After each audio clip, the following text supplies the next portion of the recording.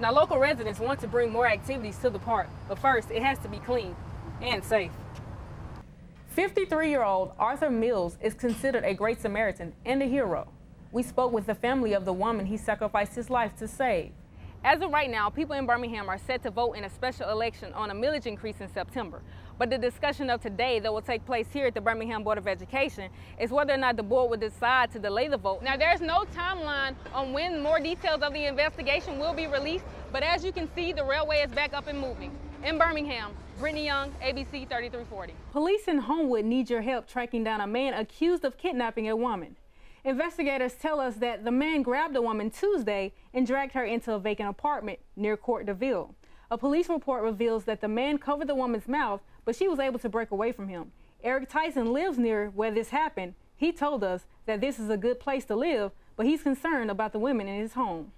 Every time they get dropped off, I come outside now just to make sure nothing happened to them. So I don't want nothing. Now, police told us that the woman believes that her attacker is nearly 6 feet tall with a medium build. If you have any information, call Homewood Police. Auburn defensive back Jonathan Mincy is entering a pretrial diversion program, which means charges of second-degree marijuana possession will be dropped after he completes the program and pays a little over $1,100 in fines.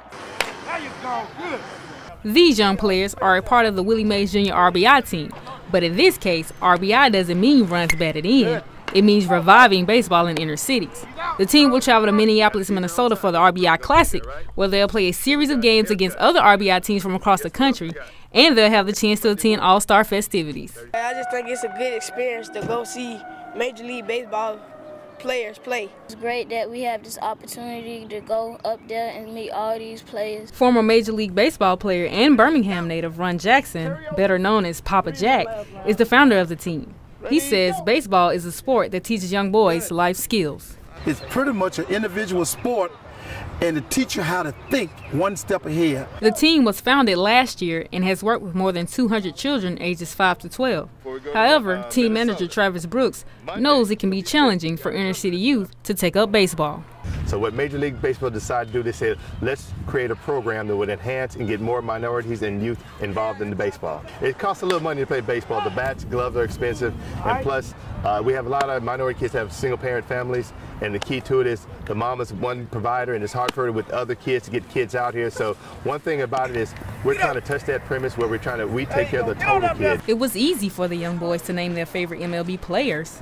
Big Papi. Justin Pedroia. And when asked what they would say when they actually have the chance to meet these players, Who was y'all inspiration, and what made you come up here and play Major League Baseball? Papa Jack knows a young ball player making it to the big leagues are 1 in 1,000. This is why he wants these boys to grow up and be winners on and off the field. If you make it to the big leagues, it's okay, but we want you to be a good citizen here in Birmingham. RBI! Birmingham! RBI! Birmingham! RBI! Birmingham! Go practice, go practice, go practice. You can see it's a photographer's paradise. Valerie Proctor Davis believes Eastlake Park is a hidden gem that could be so much more.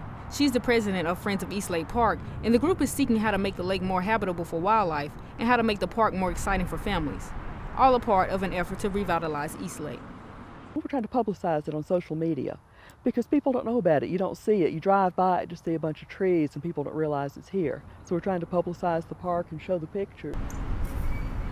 Anytime you improve and revitalize and bring things back into this area, it'll bring them back. Now, local residents want to bring more activities to the park, but first, it has to be clean and safe. The water is not good. The water don't look safe, so I wouldn't trust my kids around the water. There's a lot of trash and debris in it, so it would be nice if they had somebody come out here and clean it up. Now, the city does have some major maintenance planned. They're going to be in the beginning of 2015, they're going to be repairing the piers. They're going to be putting in different lighting that they hope will be safer and more vandal-proof. Davis says these improvements would be a start. The big parks, people do all kinds of things. They have concerts and plays and activities. There's things like that we'd like to get in the park. 53-year-old Arthur Mills is considered a great Samaritan and a hero. We spoke with the family of the woman he sacrificed his life to save. Come to Jesus right now. Right now. Glory to God. Glory to God. Yvette Sims is the daughter of the woman whose home was burglarized. Her neighbor, Mills, heard the burglary occurring across the street. He rushed over to stop it and was killed. Sims says it was painful to find out he had passed. I started praying for him immediately, but when I found out he died, that's when I found out it felt like somebody had just stabbed me. I felt like I went down because I knew that a good person had left this world. Ronnie Marie, Mills' neighbor, witnessed his heroic effort. It's like it was in danger. They were trying to pull her back in the house to kill her. A real man would not stand up there and wait on the police. She said Mills reacted quickly, and his bravery prevented others from being hurt. For Arthur to come to the aid of this elderly woman, show an act of bravery and act of courage. I'm proud of him for him just putting his life on the line. No greater love than man to lay down his life to save another person's life.